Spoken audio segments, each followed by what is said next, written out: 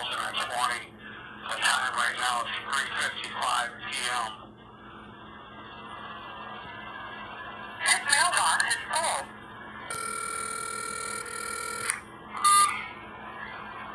Calling KHON News. No answer there at that one.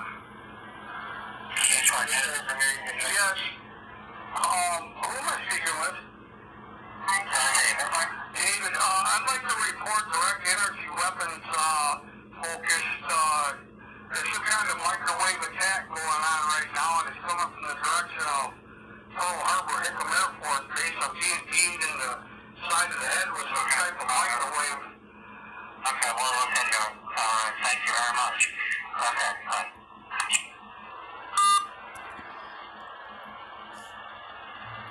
Alright, it just sounded like he was, just nonchalant, didn't really care, and, sounded like he was, already told up the street that the call was coming. He just kind of like to just throw it off, that's what it sounded like to me. Calling KHON about the microwave, warfare.